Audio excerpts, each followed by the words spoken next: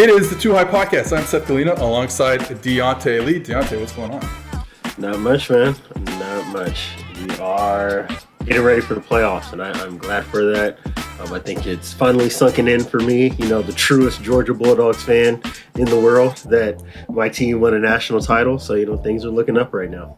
Oh my God. People don't know. I probably made this joke back in the day, but people don't understand that we always say that Deontay is a USC fan. Deontay is truly just a fan of whoever's good at the moment. Yes, I am from San Diego, California. I am as fair weather gets, my friend. I'm not sticking around for the bad times. USC is the only team that can keep me around when things are bad. Oh boy. Yeah, he's been a Clemson fan. He's been now he's a Georgia fan. Okay, we just finished recording with ESPN's Mina Kimes, had a really great show previewing all the playoff matchups. Before we get into that, I didn't ask you this beforehand. I should have. Did you rewatch any of the championship game? I know we're all on to NFL now. Did you rewatch any of the championship game, or do you have any very quick takeaways after a few days of thinking about it? I just thought that, and it was something I pointed out when we had our Twitter space that kind of stuck out to me. But the way that Georgia was able to control and manipulate the pocket around Bryce Young was probably the thing that stood out most in kind of some cursory rewatches.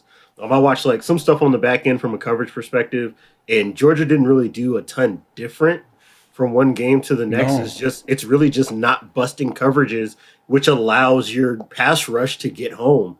And a lot of it was the pressures they were bringing. I talked about, some of the stunts and twists, and that's something that we mentioned that Alabama struggled with against Cincinnati. It's something they struggled against Texas A&M, against Auburn, against LSU. So all of the same problems that we have been kind of identifying crop back up, and you finally saw what happens when Georgia is able to get their hands and bodies on a quarterback, and that's basically what that second half was. One of the things that I think I'm going to take away from this whole season of Georgia, and they're not the first team to do it, but they really find ways, and they do a lot on defense. They do a lot on defense in terms of how they're going to pressure.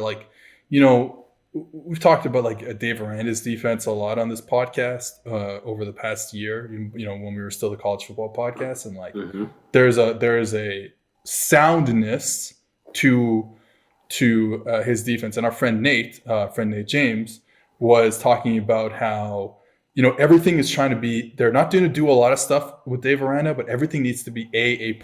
Yes. And he was saying that he feels like Georgia, and I guess to a certain extent Alabama, is we're going to do a lot. We don't need to be A+ at everything.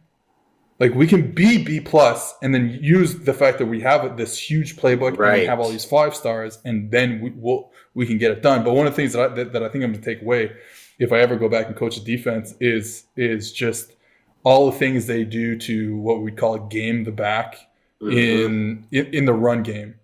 Just always finding ways to get a player to come free in the run game, from realizing that, hey, if you're running a zone offense, which you see a lot in college football and where I would be coaching, you don't need a lot of guys on the front side, man. You need guys you need the guys to force a cutback and a guy looping back around to tackle the ball carrier. You don't need a guy in that's just going to help string the play out. You just don't need it.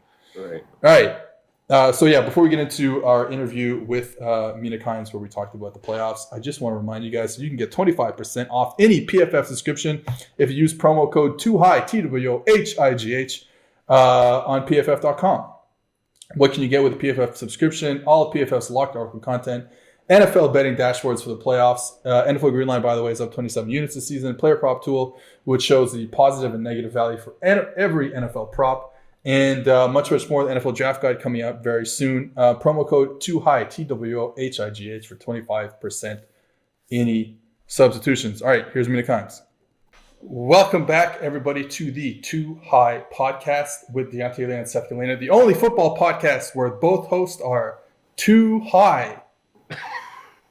Too high. All right, we are joined by Mina Kimes, host of the Mina Kimes Show with Lenny. We tried to get Lenny, could not get Lenny booked, so we got Mina instead. Mina, what's going on? I'm happy to be here. And by the way, if you are in fact too high, you might be immune to COVID. I don't know if you saw that. Maybe the only good news of the entire year that I've seen. So, yeah, happy to spread that around. I'm hoping it, like, I don't smoke anymore, but I'm hoping that I built up enough for my 20s. Wow, you should not say that, because with this podcast title, you guys could get some incredible sponsorships. That's what I said. I thought the most powerful thing about the title was the innuendo. I mean, look, if you're listening, big weed, the big weed industry, I am willing to test all sorts of drugs on the podcast. So just give us whatever you want. All right, Mina, welcome to the podcast. Like I said, let's get into some football stuff, because you are, of course, a big football guy. You're also a Seahawks fan. Yeah, sadly. Are you team blow it up or team run it back? I'm team run it back versus blow it up, but I think there's a lot of options in between. Just because. No. You have to pick one extreme. Well, okay. I mean, blowing it up. If by blowing it up you mean Pete, John, and Russ are all out. At least like 2 to 3. I was going to say 2 of the 3. My preference would be to keep Russell Wilson and blow up one of the other 2 options. So I'm kind of trying to navigate the middle ground here, but I'd rather run it back rather than just completely blowing it up. I'd certainly rather run it back than trade Russell Wilson and count on the other 2 legs of that stool to rebuild with whatever assets they get. So that's kind of where I'm standing right now. I'm looking to see right now what their cap space situation is. It's pretty good, actually. Oh yeah, they have a lot to work with. They don't have a bunch of dead money. They actually have a lot of effective cap space. Okay, they could actually make a pivot. So I think I'm with you. You at least keep Rush for another year. Cut at least one of the 2 pieces of this regime, like Mina was saying, and then see if you can make one last pivot to stay in the hunt in the NFC West. I mean, obviously the issue is just that division is that division. So there's no guarantee that improvements are going to land you in the wild card or, with the home playoff game. But I do think that you should probably ride this out, because I don't think that if you bottom out that you can say, hey, in 3 years, we'll be right back, because it doesn't look like San Francisco, Los Angeles, or Arizona are ever going to be in a position where they're not competing to try to make the playoffs, or if not make a Super Bowl run. I think, Russ, maybe it's just on Twitter, I don't know, but I feel like he gets a bad rap for. Are you sure that's Twitter, or is that just like Griff? Is that just like Griff and the rest of our Seahawks fans? But I feel like he gets some sort of bad rap for like not being an elite quarterback, and because we do the thing where we're like, oh, he can't read over the middle of the field, he can't see, he's too short, and blah blah blah, and he does that. He's not and it's like, okay, well, even with all those limitations, he is an elite quarterback, which is crazy. It's always been crazy to me watch him play. And whenever you trade these type of players, you're always looking for, like, you're trading $1 for 4 quarters in return. You never get 4 quarters. Like, it never happens. 100%. So it's like, man, it would just be tough to trade him, and maybe you get some first round picks, and maybe you get a positional player, and then what? Yeah. And then first you don't have round Russell picks Wilson that the Seahawks can then trade down for like an off-ball linebacker. No, thank you. I went on Robert Mays' podcast, and he asked me if I would trade Russell Wilson for like 2 first rounders and Baker Mayfield, and I felt like this is where we're at as a society. Like we're having this conversation. I was appalled. I do think, while Russell Wilson probably gets too much criticism, as you said, like there is something to the fact that, he has struggled now on and off for about a year and a half. The beginning of the season, he was excellent. And then you saw him kind of returning to form a little bit, at the end. And I think as he ages and his elusiveness declines a little, that's where the size becomes more of a factor. That said, he did look pretty elusive in week 18. So I don't know. I think I'd rather just kind of see if he can get a little bit of that back, improve the offensive line a couple spots, and see what you got. Because like you said, there's not a lot of good alternatives out there, and whatever they get in return would definitely be worse. I mean, I feel like you bring in Shane Waldron because to coincide with the fact that the ceiling on Russell Wilson is probably dropping, 3 to 5% year over year as he ages. And the whole point of running that Shanahan-esque offense and trying to mix in, obviously, some of the things that Russ is comfortable with is to protect against that, steep fall off a cliff type of thing. So that's kind of in my read on the situation. I don't think that, like Seth was saying, I don't think that a lot of the criticism with Russ that's been a little bit overblown is as justified as people would like to make it seem. You can still win. I think you can win consistently with Russ. I do think that there is some kind of retooling that needs to happen. But for the most part, a lot of the pieces are there. I think that maybe if you bring in another defensive identity, because I'm not sure if Pete still has his fastball anymore on the defensive end, that might be ultimately what needs to happen. But if I look at that offense when it's humming the way that it's supposed to, I don't see much wrong with Russell Wilson's side of the ball, at least. Yeah, I think my concern, it's always going to be my concern with Wilson, is that I feel like when the decline happens, and I know this happens for all like quarterbacks who play for a long time, the wall is going to be so steep, or the decline is going to be so steep because of exactly what you talked about with the elusiveness. So now you don't have the middle of the field and all the red concepts that you can get over there.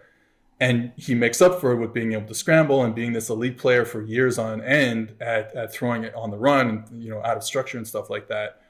Where it's like, if the elusiveness is not there anymore, all of a sudden there's nothing left. There's 9 balls. Like all he can do is throw like speed out to 9 balls, and like that's a problem. Seriously, and I'm going to keep saying it until it happens. You just kind of did what we just said the internet's doing. Like, he doesn't just throw 9 balls. He's incredibly accurate over his I will say that Seth wants him to be 5'9" Ben Roethlisberger so bad. Sorry, he's not Drew Brees.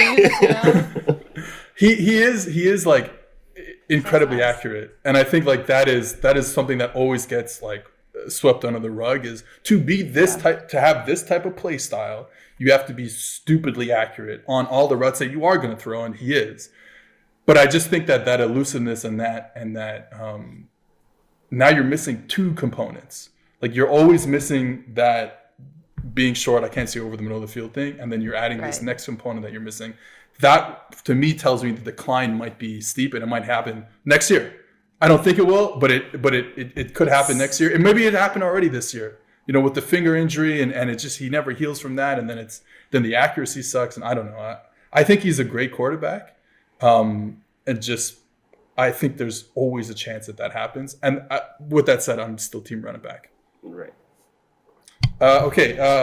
Recently, a couple hours ago, actually officially 10 minutes ago, the Houston Texans, fired David Culley. After 1 year, they won 4 games. Davis Mills started a whole bunch of them. They cut their starting middle linebacker in the middle of the year. It was a bad roster to begin with, that's for sure. And they probably won more games than I think people expected them to, and were at least more competitive than I think people thought. And yet, David Culley is out the door. Mina, your thoughts? In some ways it's surprising. In some ways, probably more ways not surprising. I think, he was always set up to be the fall guy. How much he's been compensated for that is still right now up for debate, and hopefully a lot, David Culley. But I think the surprising part is, as you said, that they won so many games, thus making the optics of him being the fall guy worse. And then, of course, on the note of optics, the fact that so many of these fall guys in the NFL tend to be black coaches is something that's deeply alarming and happens year after year, regardless of whether you think David Culley was a good coach or if he's replaced with another black coach in Brian Flores, which I think is very, very possible. It doesn't change the dynamics of what happens in the NFL year after year. So I guess that's kind of all I have to say. Beyond that, from a football perspective, bad football team, unclear what's going to happen at quarterback. Right. Kind of waiting for those dominoes to fall before I try to assess the future of the Texans, given how little we know. I think the part of it that has probably been most disappointing for me is the fact that you could see this happening from like the day he was hired. Like it Right. seems so evident. Like we go through that whole offseason, you obviously have happened what happens with Deshaun Watson and his status is thrown in the air. And then in the middle of that, we're also getting all these reports about their front office dynamics between Caserio and Jack Easterby and all the weirdness that's going on with the McNair family and their little triangle of, their little power triangle or whatever. So I knew from day one that Cully was probably not going to be long for the job. I echo your sentiments about how disappointing it is that it's so often a person of color, particularly a black head coach, that kind of catches the worst end of this.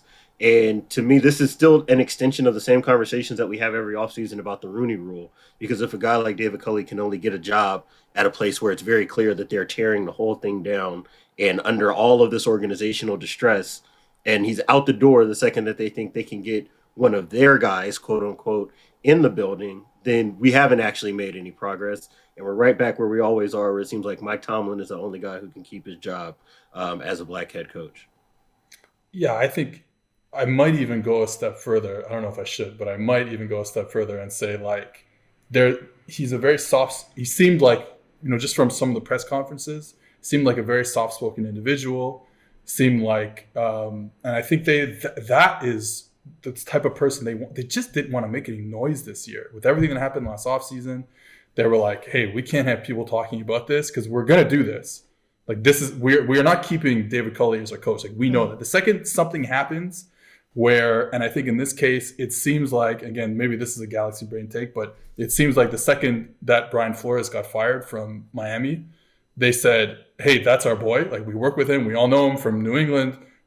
So now that's our chance to fire David Culley. And they just wanted a guy who was just going to be soft-spoken, not make a sound, and just tank in a way that was quiet. Unlike, remember when the Dolphins were tanking a couple of years ago? That was just a loud tank. That was tank for Tua. This was like nothing. It was like no one cared about the Texans. I don't know how many Texans tapes I watched this year, maybe one or two. And I think they just that was the plan from all along. And like Deontay said, it's too bad that this is like the only type of job that someone like David Culley could get, and now he's gone already. Next, we have the New York Giants. A little louder, I think, in what went down in New York. Judge is gone. I think that was someone who I don't know. I hate to like get into stuff that I don't, not in the building for, especially when we're finding out the stuff with Brian Flores in Miami and how he was clearly rubbing people the wrong way, I guess, from the sources the reports that have come out. Judge just seemed like he was rubbing people the wrong way from day one, and like it was like out in public from day one. So you don't win games, you don't score any points. This is inevitable, I think. Yeah, I think to me, not knowing what's happening inside the building clearly, but with the Flores stuff too, a lot of that, our reporter in Miami, Marcel Louis-Jacques, was on ESPN Daily and talked about how Flores hadn't been communicating with his assistants, stuff like that. More of that's going to come out. So I don't know what happened in New York, but I do know this. The guy was advertised as he's another Patriots guy. He's a hardo. He's a special teams guy. And the Giants were undisciplined, bad at special teams, and constantly made like game management errors. So like all I have to do is just look at it from a football perspective. What is he bringing to the table? Was it a good situation for him? No, obviously not. The quarterback, their quarterback was hurt. The roster was highly imperfect, which is why Dave Gettleman's out as well. But I think if you kind of look at the things that we could actually assess that Joe Judge did or didn't do, it made perfect sense for them to let him go. I think, yes. So, yes, on a lot of different fronts. I think, yes, it was time for him to go because of the product that was on the field. I thought that making the firing of Jason Garrett was probably like the first death knell to me. Like, okay, they don't have an identity offensively. Obviously, you're dealing with injuries, but the investments that were made on the offensive end of the ball don't return any better production though I thought that Daniel Jones, before he got hurt, had probably evened out a little bit. At least there wasn't like the comically bad turnovers that we have come to associate with him playing quarterback. That went away a bit, and it looked better before Galladay's injury and Kadarius Toney's injury and all of that. But they had not really improved from an identity perspective. I liked what they did defensively, but the more I looked at that, I thought that was more of a reflection of Patrick Graham's ability to adjust schematically than anything that he was getting from the head coach. And then you see things like, and I know that it's one play in a 1,000-play season sample, but things like taking a QB sneak on 3rd and 9 when you're backed up to get in better position to punt. So he says, like, to me, that's just emblematic of where this team was at. Like, he was brought in, as you said, as the hardo guy. I'm the developer of talent. I touch all 53 players on the roster. They'll get better underneath me. We'll be disciplined, all of that. And then you see veterans retiring after OTAs and, practices in the fall. You see guys running laps for scuffles in the middle of practice. Like, these very mundane, regular things that don't even cross the radar in the NFL media circle all of a sudden are becoming these news items. And that let me know that he wasn't a guy that was as in control as he purported. And then, you get the thing that makes me laugh all the time, which is whatever that fake Brian Kelly-esque country accent that he put forth in the press conference. Yeah. It was just so weird. All of it is just so weird.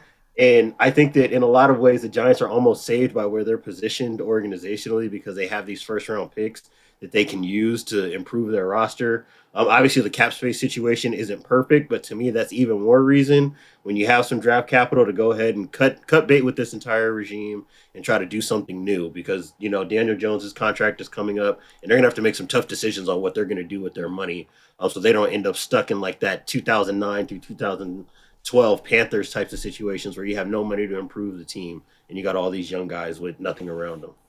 Are we over Daniel Jones? Were we ever under Daniel Jones? I was gonna say. I feel like if anything, I thought he was worse than he is before he came into the NFL. And I thought he would be terrible, and I don't think he's been terrible. I don't think he's been good, but he's outperformed my expectations pre-draft, and I don't think the Giants have any other options. That's what I was going to say. Like, I have to answer. Am I answering this question from the perspective of the Giants or from the broader NFL perspective? Because if you're New York, you're not really in a position to do better than Jones unless you're parting ways with those 2 first-round picks. And that, to me, would be a very unwise decision to make, given their cap situation and the fact that they're just not close with the rest of their roster. So you ride it out. You take this last year of the contract, see if maybe you can get something done in the next offseason. But for 2022-23, they should be riding with Jones for at least one more year.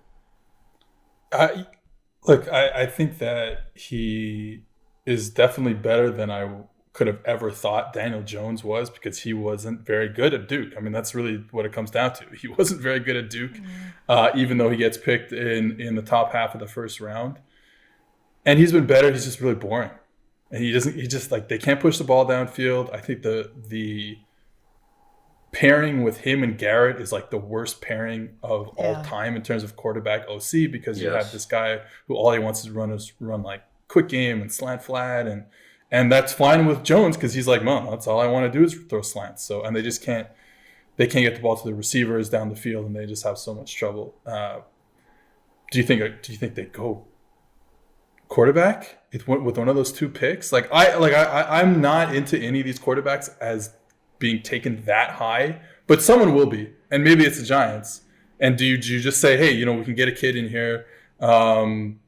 We still have the chance to go and get another high draft pick with the other pick, but we can get Pickett or Corral or Ritter or somebody. We're into that. None of those are inspired. No, I mean, because maybe if they traded down and maybe in the second round or something, but it's incredible outside of sort of Miami, sort of Houston, I guess Minnesota, but a lot of these jobs, well, no, I guess Chicago too. Okay, well, they're not solidified at quarterback, and the Giants is certainly one of them. Like, that's not, to me, that would not be an appealing job at all, given what you're working with, even though, as I said, I don't think Jones has been as bad as I thought he would be. All right, let's get into some actual playoff matchups in a segment that we like to call here. Let's talk about some actual football presented by Manscaped. Cheers to 2022 and resolutions you can actually keep.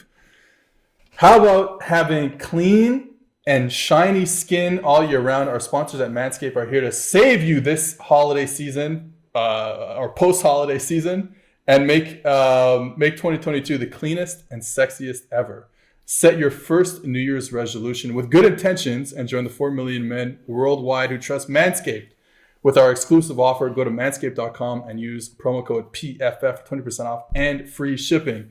Set your first New Year's resolution with free intentions. I said that already. And join the 4 million men worldwide who trust Manscaped with our exclusive offer. Go to manscaped.com and use promo code PFF for 20% off and free shipping. All right. I just want to let the listeners know nobody made eye contact with me during that entire ad read. I can't because I can never look at the guest when he does his ad reads because I cannot maintain character. That also, I gotta say, that is one of the maybe the tamest Manscaped ad I've heard. So I'm cleaning it up a bit, so. Yeah, he's dropped a lot of the puns out. I was telling our boss Austin when he was on that the best one to me by far was the "Tame the Troy Polamalu in your pants" reference. Ooh. That one sent me over every time I heard it. God, I just want to talk. Can I please? My friends, please.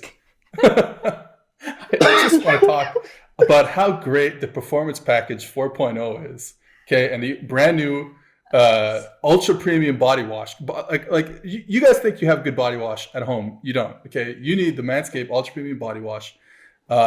Smells great, cologne infused with aloe vera and sea salt. I mean, come on. And then, of course, you get the Lawnmower 4.0, which is one of the best razors on the market. And you get the travel bag, and you get all that, so the toner and the crop revival. It's called the Lawnmower? Why do products for dudes always have to be so on the nose? Like, the Lawnmower.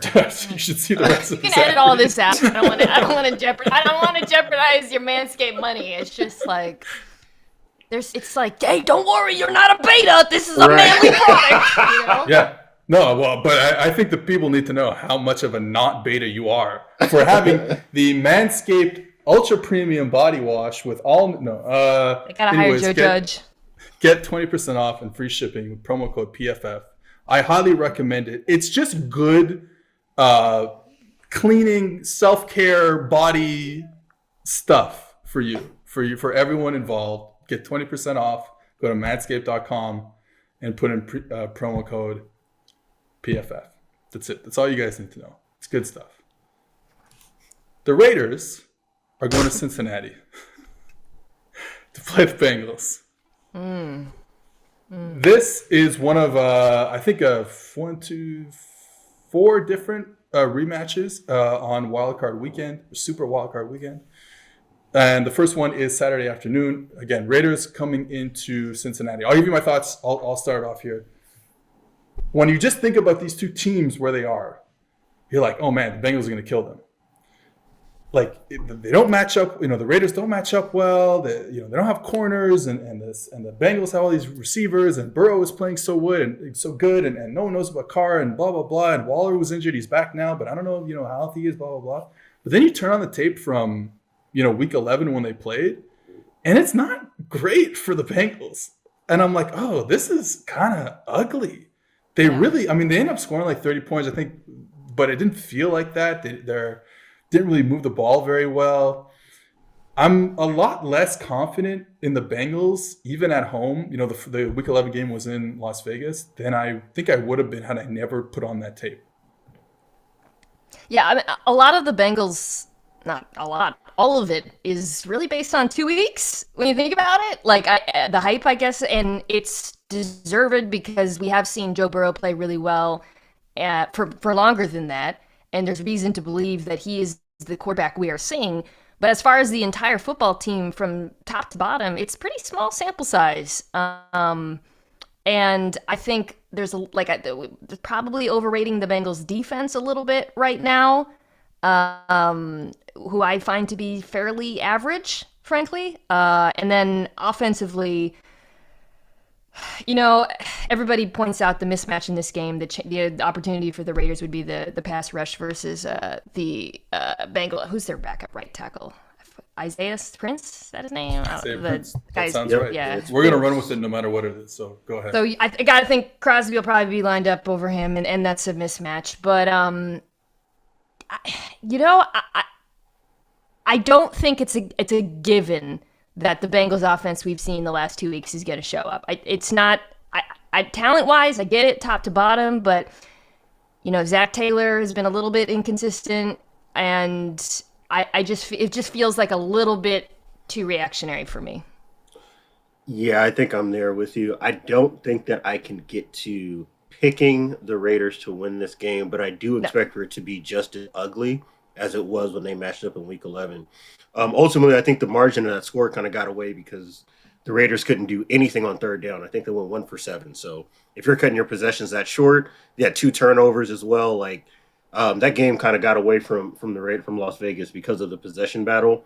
But to me, when I watched the way that they played defense, a lot of what they did was about what you should do if you want to bother the rhythm for Joe Burrow and Jamar Chase and their weapons. They didn't get a ton of converted pressure, so they weren't getting a bunch of bodies on Burrow, but you could see them crushing the pocket, affecting the pocket, messing with his platform, bringing his eyes down.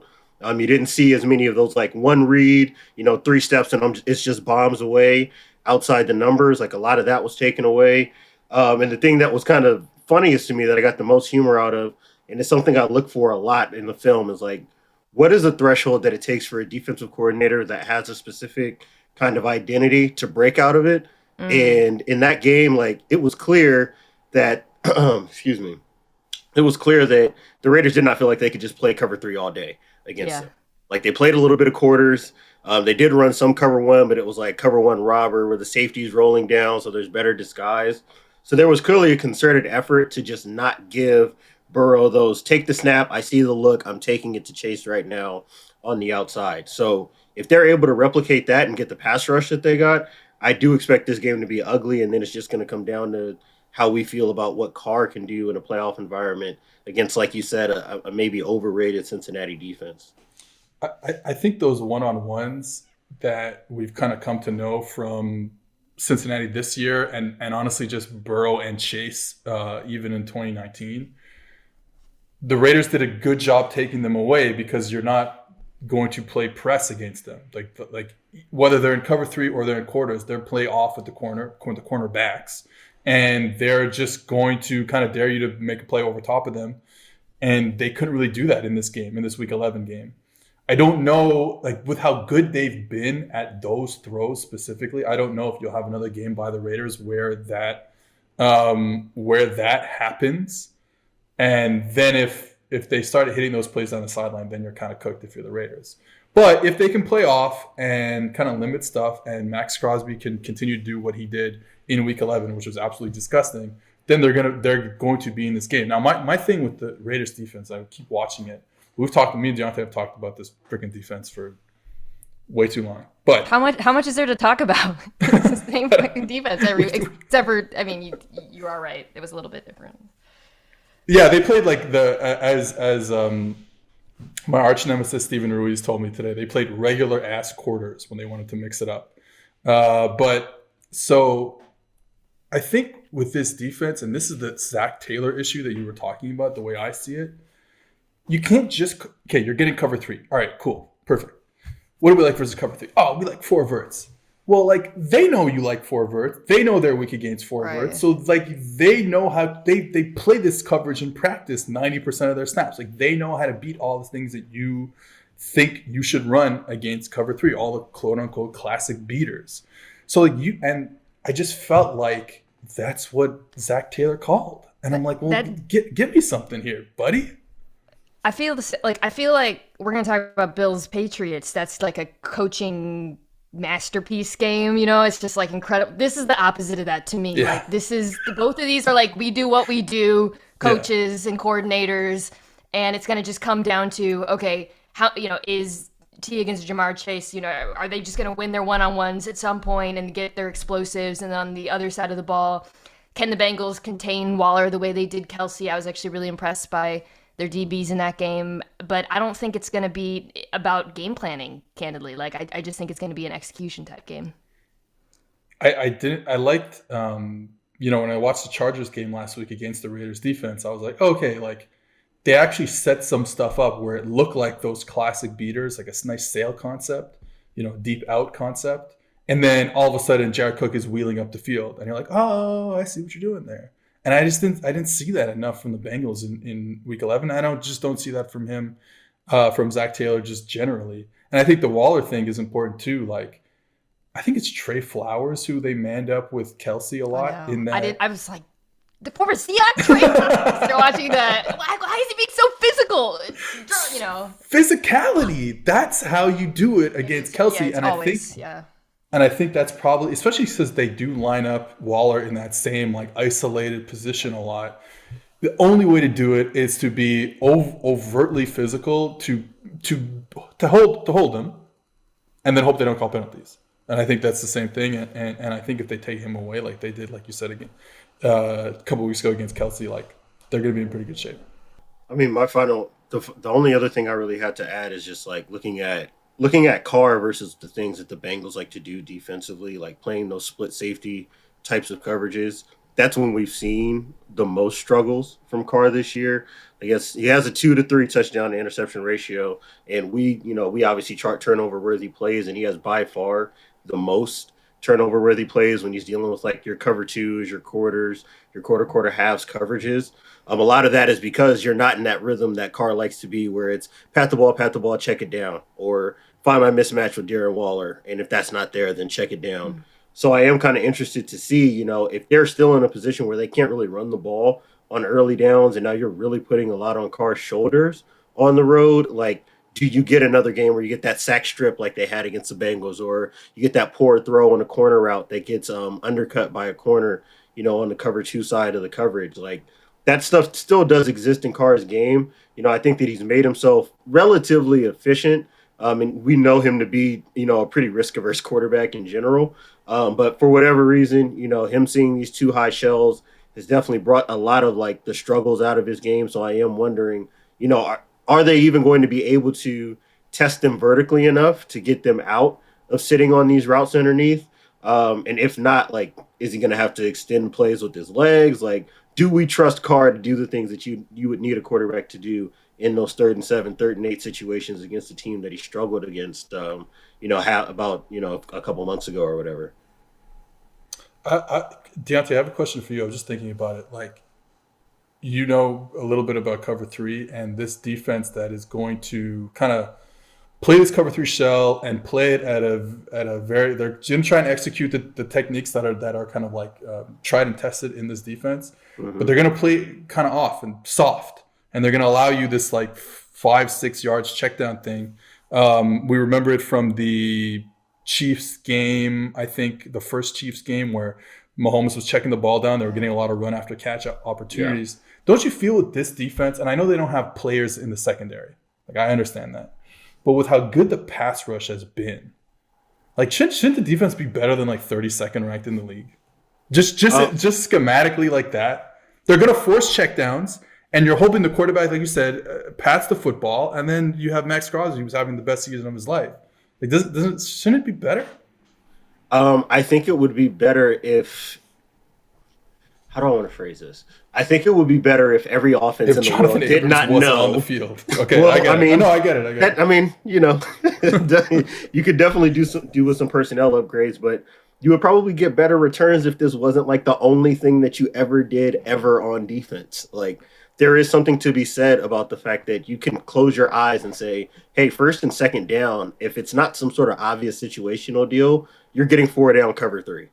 You know which way they're rotating. You know who's got who. You know when they're carrying the seam versus when they're playing true zones and things like that. So, we talked about this when they played Kansas City. It was like the greatest hits against cover 3. Oh, you're playing this? Well, we're going to throw the over out here. Oh, we're going to run dagger here. We're going to run a drag here. We'll get the ball out to our running back on a wheel here. We'll run these screens X, Y, and Z. So, I do think that what they do is sound. And this is where the conversation kind of has to get elevated, I think, when we talk about defense versus what's sound versus like what's actually giving you good results. because it's very rare that you're going to watch them play defense and be like, oh, well, they just blew a coverage and somebody was just running butt naked up the sideline or up the seam. That isn't what happens. What we see is, okay, a throw that is 6 yards deep all of a sudden turns into an 18-yard gain because you have all this space to work with after the catch. So for that reason, when I'm looking at the Bengals and how they match up against them, and this is something that they've bumped into, I think, in the second half of the year, which is why some of their pressure production, I think, has gone down, is teams know that they can just get their best wide receivers the ball out in space and let them go create. And now you don't have to deal so much with your Max Crosbys and Yannick Ngakoue and their pass rush, their pass rush unit, which has been really productive. And when they get a quarterback that's holding the ball, they can get after him. It's just a matter of actually having the guys that can cover. And I think that this is where not having those man-level corners really starts to hurt you that Gus Bradley would typically like, because you need that as a change-up in your menu. I was trying to think of teams like, other than the Raiders, who play anywhere even close to as much cover 3 as the Raiders that the Bengals have played, just to think back to their game. But there's no one's really in the same. I mean, they're at 60%. The Bengals play probably a decent amount. Yeah. So I know Vegas is at 60%, so let me see if I can pull this up. There's just not a lot of teams. The next closest is the Steelers, who have been playing like the same system for like every defensive coordinator they've had since really 1995. Like, so I don't know how much that they're more. I think they're more of a blitzing. Like they'll play a lot of like exactly cover 3 blitz stuff, blitzing and nickel and rotating. Raiders ain't gonna blitz more than like 10% in this game, but they don't have to. Exactly, they don't have to. Why would you? No, they just live in the fact that Max Crosby, he had 2 absolutely disgusting spin moves against Isaiah Prince. Riley Reeves. Oh, in the Bengals game. In the Bengals game. And was that before Riley? Yeah, I think it would have been before. Damn. I mean, and he's obviously coming off of that Sunday night performance, so sometimes football is simple, right? I was going to say, Max Crosby. Your boy Phylon, he's gonna have a big day. He's out. He's out. Oh, well, Jesus. Big boy is he's out. I'd never heard of this guy before Sunday night, and he was just killing people inside. Anyways, okay, so we're all on Bengals. We think Bengals. Bengals ugly. Right. I'm taking Bengals ugly, but I am taking the Bengals. All right, so then Saturday night we move on to third round between Bills and Patriots. I think we can probably throw out the Monday night game in the wind. I don't think that's really necessary. Well, actually, let me frame this question this way. Mina, how seriously do you take some of the comments that you've heard from Josh Allen when he talks about the way that the weather bothers him? Obviously, the circulation thing is its own health issue. But when you look at that and kind of juxtapose it with some of the severe drop offs in production in these bad weather games, like how much stock are you actually putting into that? Are you asking me if I think he needs Viagra? I think that's directly asking you that. I'll go away from Josh Allen and go to the Stephon Diggs quote about him putting a little too much sauce on his throws in the cold weather. That, to me, I was like, oh shit, like that's real. He means it. Like, this is a thing. And I do think it's an issue. So it's going to be freezing. And I think that's I think on a neutral field with perfect weather, I would feel very comfortable riding with Buffalo in this game. I think the weather matters a great deal. It's obviously different from the windy conditions, but it does, the discrepancy at quarterback is Buffalo's biggest strength in this game, and just cutting into that edge a little bit, it's a huge problem for them, especially like when you go back and watch round 2. And I actually, when I rewatched it, ended up being more impressed by the Patriots defense than I remembered, and their game plan. I think, again, this is all affected by the weather. I thought maybe they'll probably play a little bit less man second time around, especially given what Josh is doing on his feet these days. But with this cold weather, suddenly I'm really not so sure that you actually make that many adjustments, given that it's going to limit him a bit. I'm right with you on that. Like, I'm looking at this game as like, this is another perfect scenario where Bill Belichick goes into his FU coaching bag and runs the one thing that you want to see the least all game long. Like, in the man versus zone splits against the Patriots in particular, like, you can see that this will be a big piece of the game plan. We have them at 17 to 39 for less than 5 yards per attempt, and over 60% of the throws coming short of the sticks against man in these two matchups.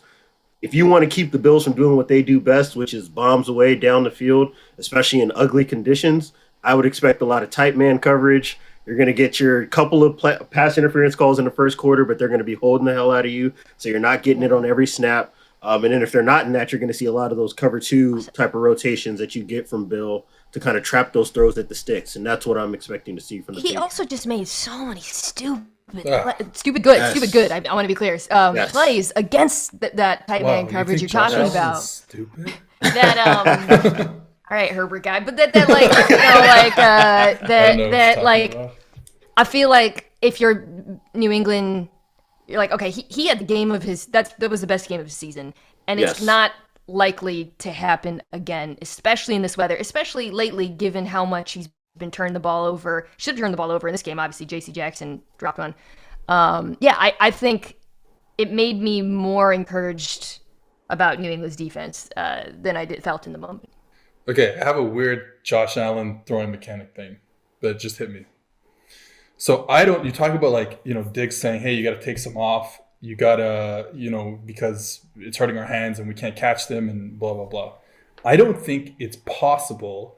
God, I'm going to be so wrong about this. I don't think it's possible for him to do that and still be the accurate quarterback that he's become. So I think Josh Allen is a lot of what you would call like an arm thrower. Now he's gotten better. He does generate a lot more force from the ground up. He generates torque and does all that stuff with his hips. That is really good. But I think that because he doesn't play with that type of base, that type of like Jimmy Garoppolo base where he's always planted and he creates a lot of torque that way. I think if he tries to do anything different with his arm, it fucks the whole situation up. And I know I'm not making any sense. I don't even know if this is true. But I just feel like it because he's an arm thrower, that anything he tries to do differently, because he doesn't have that base that's connected to him, it could go wrong. And he might go, and then you go back to inaccurate Josh like we saw at the beginning of his career, which he really isn't anymore. Right. He's really good. And that's just I don't know if that's true. Just hit me in the head right as you guys were talking. And if it's not true, then I'll just delete the podcast. So that's we call this segment quarterback phrenology with Seth Galina. Oh boy, I'm no mechanics expert. That's it. I do kind of want to ask a question on the other end of the ball. Like we're talking about all these concerns for Josh Allen, but Mina, is any of this going to matter when you're playing against Mac Jones? Oh God. Boy. It does if you're down, and the Pats can just keep running it 3.5 yards at a time and sapping your will to live. Yeah. I imagine Buffalo's going to come with the exact same game plan. Exactly the same. There's no reason to change anything. So I think New England, I'm actually really curious to see what Josh McDaniels has in his bag. I mean, at some point, it's going to be about not fucking up, especially if they do actually jump out to a lead or they do force a Josh Allen turnover. They're instantly going to go into conservative mode. Mm-hmm. But that might not be a possibility. And I think they can do a better job of beating man coverage than they did in round 2. Round 1 doesn't matter. And getting the ball to their backs in space. So I think the running game could be a little bit more diverse. Yeah. And they'll come up with some interesting counters to what we saw from the Bills in the second matchup. Because they're going to do the same thing, right? I'd have to imagine. They haven't been able to beat man coverage since that game. And every team has since then said, hey, we're just going to press you guys. You guys don't have receivers. I know the tight ends are okay or better than okay. But you guys just don't have the players to beat man coverage. And they play a lot of like 2-man and really get underneath routes. And it was really tough for them. One of the things that I thought was interesting that I didn't particularly enjoy was how crowded Buffalo played their linebackers in this game. I mean, they were like touching the defensive lineman's ass the whole game. I mean, they were within 4 yards of the line of scrimmage like the whole game. And you saw some plays where New England was able to actually get outside and kind of get them kind of caught up in the wash with I think there was like a fake something pitch play. There was a few cutbacks where, okay, you make it seem like you're going one way, and the running back just decides to cut it back because he reads it out. The linebacker's caught in the wash, and he cuts it all the way back. I think it was Damian Harris a couple times. So like that, I think they could just like, hey, just play it 5 yards, and then we're good. But besides that, I agree. I think everything kind of stays the same, and you dare Mac Jones to be eighth. Like I said, first you dare the receivers to get separation, which they haven't been able to do, and then you dare Mac Jones to be the super accurate quarterback that we saw from like weeks 2 to 8. That really we haven't seen as much since then. And you say, hey, you play in the same conditions that we're talking about with Josh Allen, where it's like it's going to be cold, it's going to be hard to throw the football, and we don't really. You could tell in that second game, they don't really trust him to throw the football. Honestly, yeah. If I'm the Bills, if I'm Sean McDermott, like I am going to take a lot of that man coverage stuff and copy and paste it over. But another thing that I would really look at if I were them is every time you get in a second and obvious or third and obvious, they should blitz Mac Jones blind. Like I expect to see a lot of pressure, especially given the fact that he hasn't been able to beat man coverage. The receivers are not. The receiver room isn't here to really beat man coverage. Don't give him, at least try to take away any opportunity for him to get the rhythm of throwing a tight end screen or a screen to a back. While you're playing super soft in quarters or cover 3 or whatever the case may be. So I am interested to see if they do blitz at all, because they were effective with it when they chose it. They were pretty selective in both of the games, but they were pretty effective when they did run blitzes. And I want to see if Jones is able to navigate the pocket in those scenarios and be able to find throws down the field. Because one thing that is for sure that I agree with is that if this game is close and they're not in a position to where you can run the ball on first and second down and hope that you get a bunch of yards after the catch on third, I don't trust Mac Jones in any scenario in a playoff environment right now to be able to win this team the game. So I expect another ugly game out of this one. And ultimately, the only way I can really see the Patriots winning is if you get one of those lockdown, like Thursday night against the Falcons, where absolutely nobody was open ever, and you force turnovers, late in the game. So that's kind of what I'm looking at for this one. What I thought was really telling in round 2 was the fact that Bill Belichick, I think he went for it on fourth down like 6 times, which has obviously been not his approach all out of season. character. Right. And I felt like that was really him acknowledging, oh shit, we're behind.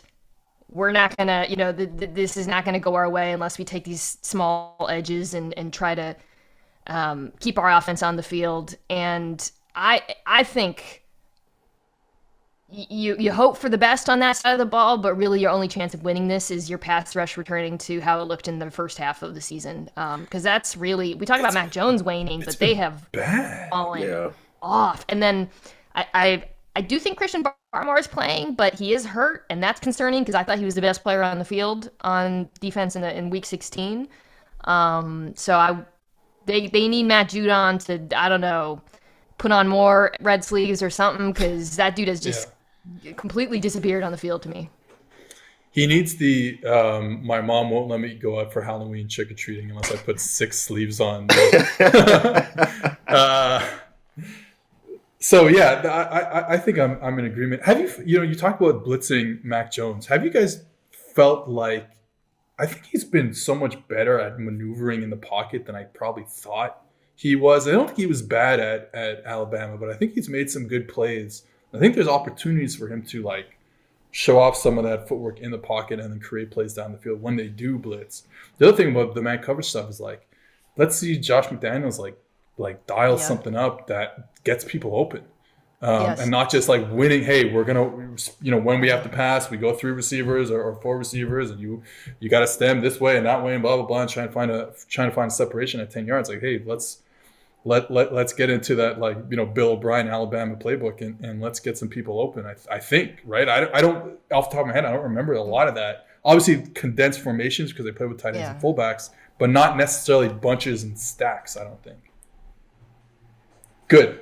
Glad we're on the same page. So we're saying, I think all of us are saying Bills, but it's not going to look like, it probably won't look like round 2.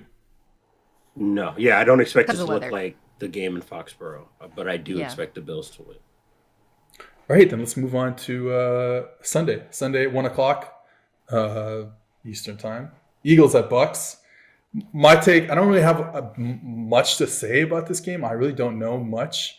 But I know much, don't know much in general. But it feels to me like Buccaneers versus Washington last year, where it's like, oh, this not even close to a competitive matchup, and Washington kind of kept it close the whole game. And I feel like there's going to be something similar there, where the Eagles probably keep it close, even though the Bucs end up winning the game. I don't know how Philadelphia can survive playing as much soft coverage as they do against the quarterback that's probably been the best at cutting up soft coverages that we've ever seen. And I really just think that the game is going to come down to that. And that does not mean that I feel great about Tampa Bay's prospects in the playoffs, because I'm still kind of up in the air about whether or not I trust them to beat a Green Bay or really to beat a Los Angeles, any one of the top seeds that we'll see in the playoffs. But I don't think that this is the matchup that Philadelphia would have liked to have had coming out of the gate. You're obviously because of their defense, yeah, it's their defense. Like, dealing with trying to run the ball against that front is an issue unto itself, right? And trying to protect Jalen Hurts from having to throw the ball a whole bunch is an issue unto itself. But the fact that when Tom Brady has the ball, and if you use that Thursday night game as a reference, they were just marching up and down the field. Like, they could have scored a lot more points had Philadelphia not been sitting on the ball as much as they were trying to sit on the ball. What week was that again? That was early. Yeah, that was back when offenses were like afraid to run on Tampa and were just throwing a million screens, which Philadelphia too, that separate from Tampa. So I think the two cases you can make for either an upset or a cover are, and this is why I was just pulling up my phone. Apparently, there's a thunderstorm in Tampa on Sunday, so that is a thing that I would say is advantageous to Philadelphia for obvious reasons, although I don't think that's going to stop Tom Brady from throwing it 6.5 yards this time up and down the field. Right. And then the other thing is, I don't know what the latest is on Levante David, but I feel like the last 4 weeks have been the best advertisement for his Hall of Fame candidacy, maybe of his entire career. Yes. And completely changed. I mean, I know Shaq Barrett is definitely back in this one, and I think that's a pretty underrated factor in terms of setting the edge. But man, these linebackers without David, Devin White's been awful, and then his backup Kevin Minter is really struggled, and so I think, if David's not on the field, there's some really bad linebacker play on both sides of the ball, and I think both offenses can actually take advantage of it. I think that schematically, I think that the Bucs can always just rely on the fact that they're going to put 5 big bodies in front of those linebackers and just kind of muddy things up. And they're not going to play, we're going to talk about this with the Rams, how they're going to play 5-1 blocks often. That's not the Bucs. The Bucs are going to say, we're going to play 5-2. We're going to load the box. We don't care. We're going to play with one high safety. We don't care. And I think you could just kind of get away with that. Because I think with, the flip side is just like the Eagles' offensive line has been really good. They've gotten healthy. And they can just move people sometimes. And I don't know, like, and you're adding an extra player with the quarterback run. You're doing stuff like that. I think you can get, one of the things when you play this 5-2 type of box, I think there's room to throw in the intermediate areas of the field off play action. And that's how the Eagles have made some big plays recently. I mean, Jalen Hurts doesn't really throw over the middle of the field, but if you call play action, call an over route, call a deep cross route, he can hit it because, and this is a perfect defense to do it against, I think. So I think there's some opportunities, and it really starts with the offensive line, both run blocking and pass protection. We've seen games where this offensive line has absolutely stoned opposing defensive lines, and they're obviously going to play against another good one this weekend. So I think there's something there, but yeah, I agree. I think it's going to be hard to do that when you're playing from behind the whole game. Yeah. Good. By the way, I feel like we're going to see a lot of play action on the other side of the ball as well, too. That was my takeaway from watching Tampa at the end of the season, is they're kind of getting into playoff mode there. You think anyone steps up, or like, do you think a Tyler Johnson, maybe throughout the whole playoff run, maybe not just this game, do you think like a Johnson, a Scotty Miller, Grayson might not play, I think, Like, I don't know. Yeah, he's got a hammy. I thought the other interesting thing was Scotty Miller. They were using it mostly on like end arounds and stuff in Week 18. I thought that was a little bit of a preview of them trying to use him more horizontally because he has kind of disappointed as that vertical threat. They don't use him at all this year. I think he has like less than 50 snaps the whole year. Well, I mean, prior to their guys getting hurt, they just didn't have a lot of space in the rotation. It's true. You know? Yeah. Yeah, like that I want to see something from Tyler Johnson at the slot because it hasn't been there. Do you think we can get, I mean, this is like projecting a little forward here, but do you think we can get a vintage Gronk for 4 games? No. I feel like this is a Gronk game, but after that, yeah, I was going to say, you start talking about the best teams in the playoffs, my answer is no. Yeah, like the Packers, I'm not seeing it. But this one, I think Gronk could have a lot of production. Well, like you guys were saying, not a great linebacker core for the Eagles at all. All right, so let's head to 49ers and Cowboys. 49ers just kind of edged their way into the playoffs last week with the win over the Rams. I think this is a fun matchup. I think the Cowboys are so Jekyll and Hyde on offense, and I'm like, I don't know about you guys, I am not ready. If they don't score more than 21 points, I am not ready for this offseason for Dallas if they lose this game and score less than 20 points. Yeah, anyways, thoughts, go, speak, have fun. If I have a gun to my head and somebody's asking me to pick the upset game that can happen, I'm picking this one.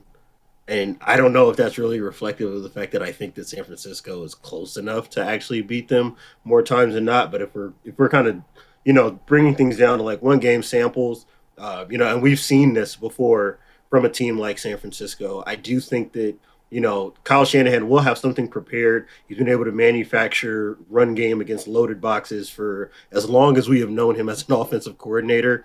So I do expect to see, some interesting different wrinkles in the run game. Obviously, if it's going to happen for San Francisco, this is going to have to be a big Deebo Samuel game and a big George Kittle game, which is obviously not breaking news for anybody who's been watching them this year. But I am really interested to see whether or not they're able to use that horizontal run game and the play action game to try to neutralize some of what Dallas has been able to get out of their edges, and then obviously Micah Parsons off the ball. I think this is a bad matchup for Dallas's defense, which is part of the reason why it's basically a pick'em to me. That obviously the inconsistency from Dak, which we can get to, in the offense, but defensively, not just because they're worse against the run than the pass, but also I think everything San Francisco does, all of the motion and just constant uncertainty that they put linebackers in, I feel like Dallas won't be able to get into as many obvious pass situations that they like to unleash those edge rushers. Yeah. And I also think like Jimmy Garoppolo's weaknesses, where he is vulnerable, not so much challenging outside the numbers, but the turnovers over the middle of the field, that's not where Dallas feasts either. They're not a great tackling team. And I think against San Francisco, you have to be a good tackling team. So I feel like this is probably the worst possible offense they could have drawn. That said, if Dak has a good game, none of this is going to matter. Yeah. If Dak has a game where he's actually able to take advantage of San Francisco secondary, which he should be, but the fuck knows, right? And they fall behind, it doesn't matter. There's a guy on Twitter who, like, whenever the 49ers are about to play someone or Shanahan's about to play someone, he makes this meme where, like, he looks at, like, Shanahan is looking through a microscope at the mark on the opposing team's defense, especially in the run game with all the motions and stuff like that. Honestly, not familiar with this meme. Never seen it before. I think the mark in the run game is Micah Parsons. Oh, so you hate Diggs and you hate Parsons. Yeah. Wow, Cowboys Nation, come at these guys. I think he's a little raw in the run game in diagnosing stuff, and guess who they're playing against? Like, they're playing against a team that's going to show you one thing and not actually show you that, and then motion to this thing and then not show you that, and then actually hit you with something else. And I think that's not great. And then, so it's like, okay, well, then they're going to want to play in their 5-man front, which is fine. But I don't know if Parsons is a great run defender from an edge rushing perspective, and that means DeMarcus Lawrence has to play inside. Like, they want to get into their 5-man front with Parsons and DeMarcus Lawrence kicked inside to the 3-tech to rush the passer. I don't know if they want to live in it as a run defense thing. And if Shanahan starts playing with Michael Parsons' head in when he's playing like when he's playing off the ball, some issues, I think, maybe. And I like Michael Parsons a lot. I mean, he's going to be a hell of a football player. He's just a rookie, and he's playing against a tough rush offense. So a question I have for both of you, I'll start with you, Mina. Will Dallas be able to run the ball enough to be able to keep San Francisco in single high so you can actually take advantage of some of the problems that they have in their defensive backfield? I think that is a great question. I think possibly no. Honestly, not just given some of the challenges Dallas has had with their run game and run blocking, by the way, which has been super freaking weird. But also just how shockingly good the Niners' defensive line continues to be year after year. Arden Key, baby. Yeah, like a name I haven't heard that name in years. Every year, like freaking Contavious Street is like balling out for them. This defense will turn like Kerry Hyder into a Pro Bowler one year. It's amazing. Like but that there's a pass rush, but the run defense has been super impressive to me. As of late. So, no, I think this is firmly going to be on Dak's shoulders. I think he's going to have to make some difficult throws. And I really, like, to me, Kellen Moore, man, like, pretty underwhelming last 6 weeks or so. You're telling me. This is as much of a challenge for him as it is, I think, for Dak Prescott. Yeah. They're almost like two, and when Dak is like on 100%, it looks great, but they're almost too grab baggy, right? They're almost too like, we do this and we do that and we do that and we do this and we do this, and now they run that thing with the fullback, the McGovern being a fullback or whatever. They do like I think they're a little too much.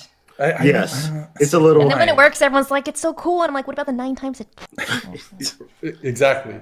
Not a huge fan of that. So I think that there's like there's always this chance that they just don't create any explosive plays.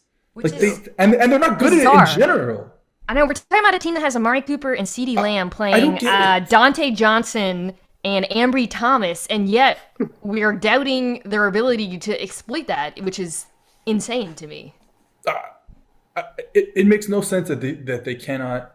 Mosley's back, by the way. So they can't just create any explosive plays. They're like mid table in explosive plays, like 14th or something like that, in like the rate of explosive pass plays or something. So it makes no sense to me. Now Gallup being out the whole year and being out now has not helped that. You're hoping that the other tight end Jarwin's back, so that's good, and Schultz has had a kind of breakout season, so that's good for them. Is he not back? Oh, no, he might be. I didn't know. You're breaking news to me. Did you just make that up? Yeah, I made it up. They're starting Gavin Escobar again this week, so.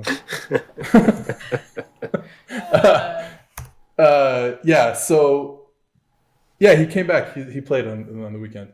All right, so. I totally missed that. I don't understand why not having that one-on-one guy on the outside like Gallup the whole year has not helped that. But I also think that they just don't create schematically enough plays down the field where they get guys open to make plays for them. And it's all just Dak having to go like 1 to 2 to 3 to 4 to 5 check down, 1 to 2 to 3 throw a 5-yard hook. Like, it's tough, man. Yeah, this is part of the reason why, by the way, his clean pocket number, in my opinion, his clean pocket numbers are worse than his numbers under pressure, what you're describing, which is an odd statistical occurrence. I didn't know that. That's wild, actually, to me. I didn't know that at all. All right, let's get on to the Sunday night game. And, of course, the Sunday night game being broadcast by NBC and PFF's very own Chris Collinsworth. Would you like to know what it's like behind the scenes with Al Michaels on Sunday Night Football? Oh, no, you don't. I'm good. You're good? Okay. How about a need to know on Mina Kimes' financial future? Well, let me tell you, before you answer, Western and Southern is teaming up with PFF's very own Chris Collinsworth, to share insights that can help put you ahead on both your fantasy and financial scoreboards. Every submission earns you a chance to win the ultimate game day feast to celebrate football's favorite Sunday. We'll cover your catering up to $2,500, coordinate your order from a restaurant near you, and have it delivered on February 13th, 2022. Don't forget to check out the Chris Collinsworth podcast and Western Southern's Instagram for answers to the best questions each week. Submit your questions at westernsouthern.com/feast. One more time, that is westernsouthern.com/feast. They changed it. It used to be westernsouthern.com/askchris, and I have trouble saying it, so I appreciate them changing it to feast. westernsouthern.com/feast. All right. Remember, with Western and Southern, you can rest assured on game day. All right, so this game, Steelers going into Arrowhead, having just been blown out 3 weeks ago by the Chiefs. What has to happen? What has to happen for the Steelers to cover? Let's just say cover. Mahomes turnovers. You want to talk about Monday night now? I was going to say, what else is there to say? TJ Watt wasn't healthy. That's something I forgot in the first game. And going back and reading my notes, I was like, oh, okay, well, that could be meaningful, I guess, enforcing the possible Mahomes turnovers. But that's all I got. I thought it was one of the best performances by the Kansas City Chiefs offensive line their whole season, whether it was running the football or pass protecting. And that allowed Mahomes to kind of be Mahomes, like the Mahomes that we really haven't seen a lot this year. So if TJ Watt he did, like you said, he did play in that game, but he wasn't TJ Watt. If he is TJ Watt in that game and they can get pressure and Cam Hayward is getting pressure, like there is a chance that they can slow them down a bit. The problem is, man, all they need is 14 points. Yes. Like this Steelers offense, we've talked about it so much this year. Let me hijack this because I don't, this is boring. The Chiefs defense, last few weeks of the season, are you guys concerned based on some of the stuff we've seen? If I'm being transparent, I never stopped being concerned about this defense, even when I thought things were turning around. And Seth and I talked about it. Seth and I talked about them, and we kind of used them and the Dolphins as a point of reference about like these winning streaks where teams are succeeding, but we're not really learning anything about them. And that's kind of how I felt. Like I didn't know if I was actually drawing anything from the Chiefs win streak this year that I felt like I could also, superimpose onto the playoffs and envision it that way. And that's still where I'm at. Now, I will say what they're doing is working. They're blitzing a little bit less. They've been able to stop the run a little bit better. I think that they're protecting some of the players that are liabilities on the back end a little bit more. And what type of players? What person would that be who is a liability on the back end of the Chiefs? I don't think there are any, by the way. No comment. Are we talking Sorensen? Because his snaps have been going up. Actually, I think I just pulled them. He played like 20 snaps, defensive snaps in the Denver game. I think it's concerning. It said, yeah. What does he have on Spagnuolo? I just tapes. But, anyways, keep going. By the way, Drew Lock. If Drew Lock puts up more than 50 rushing yards on your defense, you have to have a real. Yeah, you got to do some evaluation. Yeah, some evaluation is needed. But yeah, I do think. I mean, they've made some incremental improvements in some areas, some more than incremental improvements in others. So It's not the same defense that I was talking about as like. If this team contends, we're literally talking about a defense that flies in the face of history because of how bad it was in the first half of the year. So it's definitely improved. The Steelers are not in a position to really test some of the ways that I still think that they're weak, I think. But I'm still not sold on what they are defensively. Yeah, I mean, I'm not. It really is the same thing with the Dolphins. Like, I just don't know if they played enough good teams where I'm like, okay, this is who they are against someone who's real. They haven't seen that. And I think that I tried to look this up the other day where it's like, oh, okay, well, when they get into the playoffs, Spagnuolo comes with all his cover zero and you can't stop them. And it's like, yeah, their EPA playing the playoffs isn't great over these. Now they played a lot more games than anyone else over this 3-year span or 4-year span now. But, it's not great in the playoffs. They've just been living off Patrick Mahomes. And if we don't have real Patrick Mahomes, now we might have him in this game against the Steelers like we saw in whatever week 15 or whatever. But I have Patrick Mahomes takes that I'm not revealing that Deontay knows, but like he just hasn't been himself. That's all I'm gonna say. No, come on, man. Step out there. Okay. I had to battle off Trevon Diggs stands for weeks on end. Step out there. What's your Mahomes take? No, I just think that this is going to look, they might win the championship. Like there's no you know what I mean? I don't think I would bet on them to win the Super Bowl, but they still might do it. They're the Chiefs. But, if they go out, let's say in the second round or something like that, I think that Mahomes kind of has to take a good look in the mirror and be like, I can't do this. Who am I? Who am I as a quarterback? I need to just be a little more precise in certain areas of the field. And I believe he can be, because he has shown over the first 3 years of his career that he's as good as any quarterback we've ever seen. But I think that there needs to be something where it's like, okay, wait a minute. Like, I need to do this better. I need to do that better. There's stuff that have been revealed to me this year that he needs to work on. You've been waiting for it. You've been ready. I call him such. He's been breaking the rules of quarterback play for too long. And you've just been lying like a coiled snake, ready to strike. Drew Brees. He doesn't play like Drew Brees, and I don't like him. Doesn't look like he could sell insurance for a living, and it makes me mad. What I was really encouraged by in the Denver game was Mahomes on his feet. I will say that. It was a super uneven game, should have been picked, whatever, some of the bad stuff that we've seen all year. But I thought relative just to every other game, that was the best I've seen him moving. And I think that maybe it doesn't matter in this particular game, but I think at some point in the postseason, if he's able to move like that, it changes what obviously makes it harder for defenses to play man coverage against him. But it reminded me a little bit of the last two postseasons at times when he's come through as a runner. Or he doesn't really run as a waddler or whatever.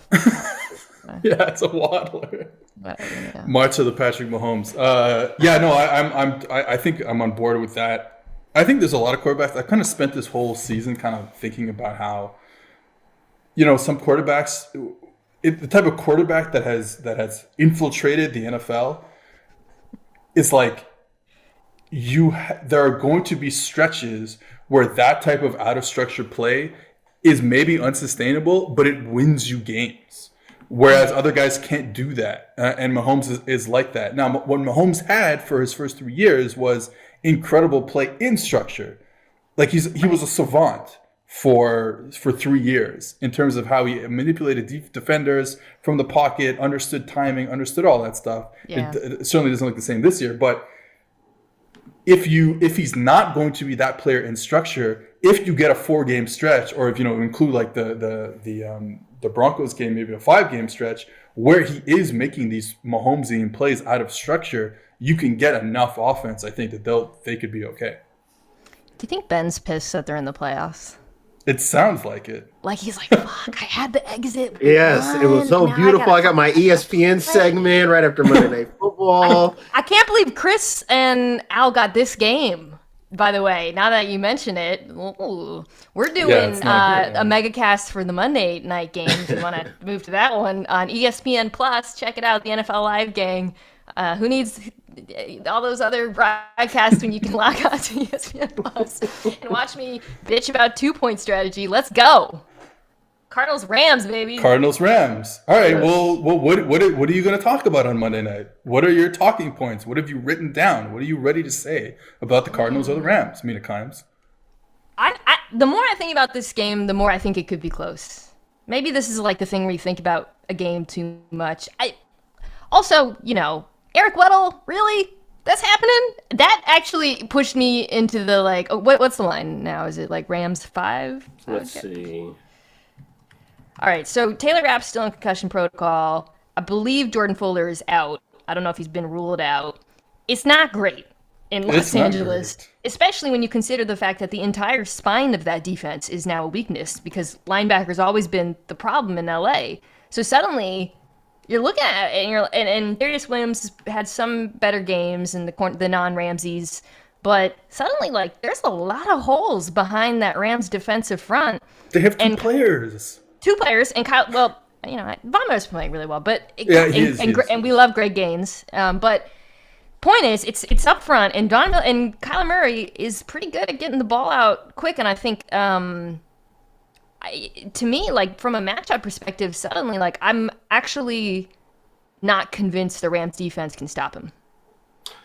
Now, no Hopkins for another week. Obviously, that's concerning, and I'm pretty sure he looks like he's not going to play. Even though they get an extra day, so I don't know. But like that to me is my one thing where it's like, all right, well, you don't have to worry about Hopkins. I do like Antoine Wesley, but when we've talked about this ad nauseum on this podcast of the issues that the Cardinals have without Hopkins, but I agree. This defense sickens me. It sickens me. I don't think they do enough. I think they live in the one world that is like copy pasted, like the first 10 pages of Brandon Staley's playbook, and Sean McVay handed it to Raheem Morris and said, "This is it. Like you can't do. This is the only thing you're allowed to do is this." And that's not fair to Raheem Morris. It's not fair to the players, and that just feels like what they do, and they can't fix anything. They just run the same thing over and over again. They got killed by the 49ers. I think they're going to score enough points. Yes. That's the other thing. Like I do think it'll be a shootout. I hope it's a shootout. But yeah, the defense just makes me sick.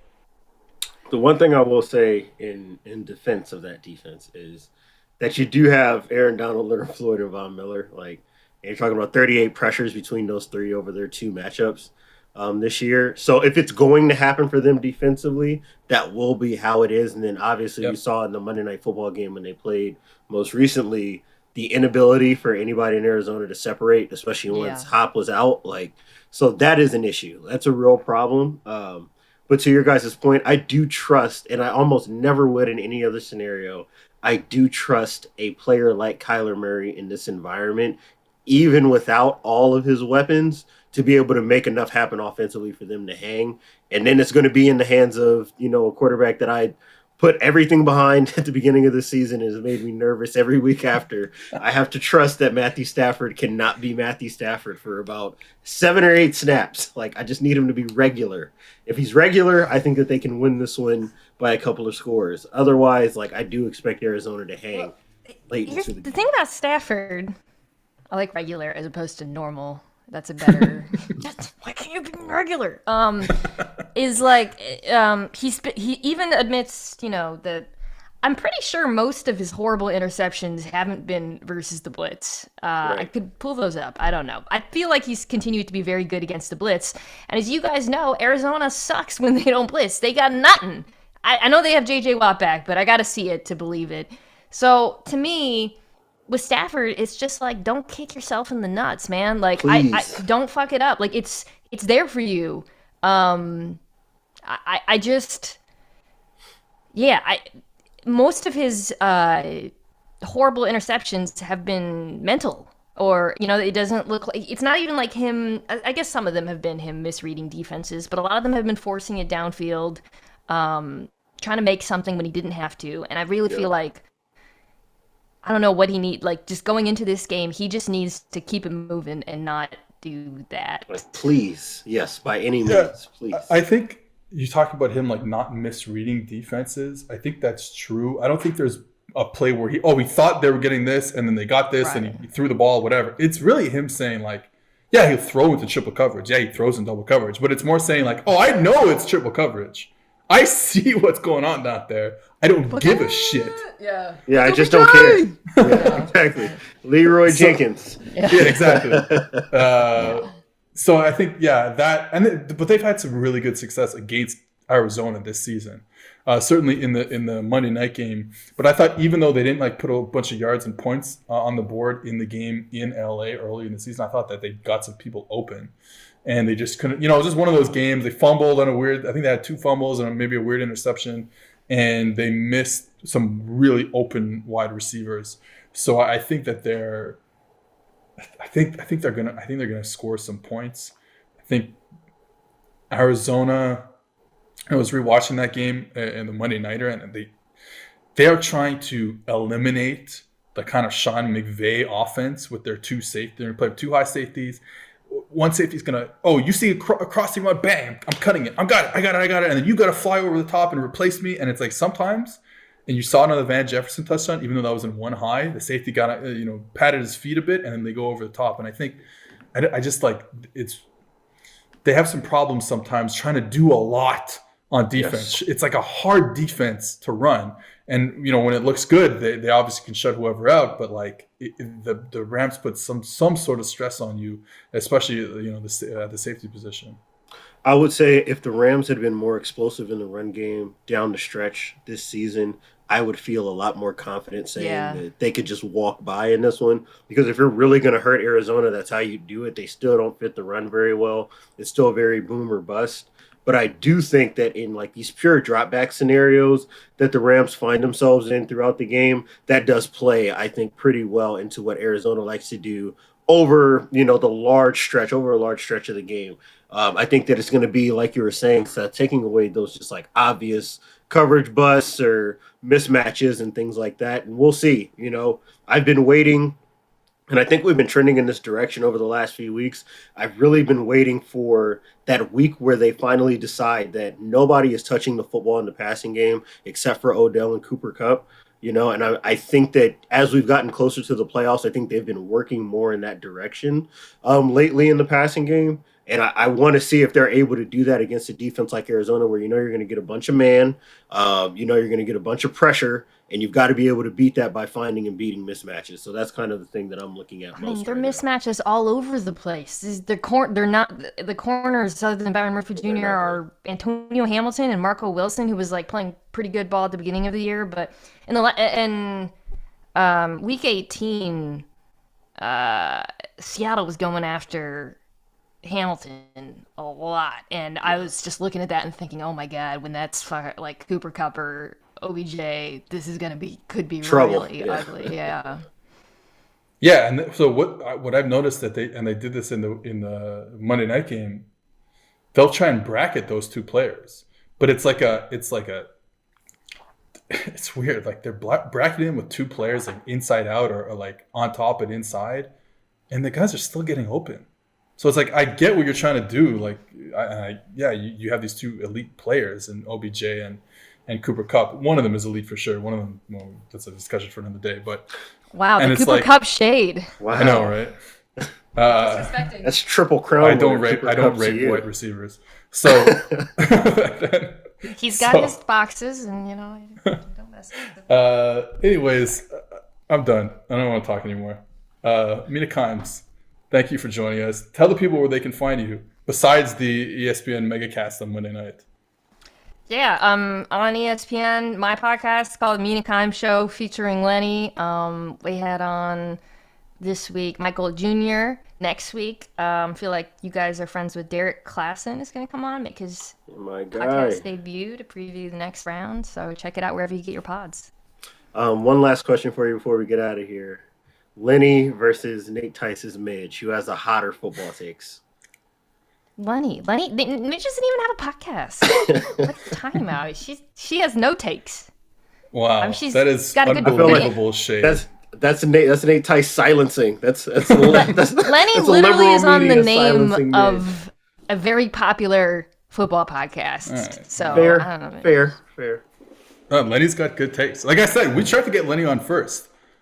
Just booked solid for the next month, so I had to get you instead. I can't wait for this to come out and then PFF to like their socials to take like 7 of my words and put them together, like Mina Kimes hates Joe Burrow or something. Yeah, we have someone on staff who does that specifically. Speaking of silencing, I would like to silence that. So, not joking, actually. Yeah. All right. It's good to see you guys. Thanks for teaching me about these games. Talk to you later.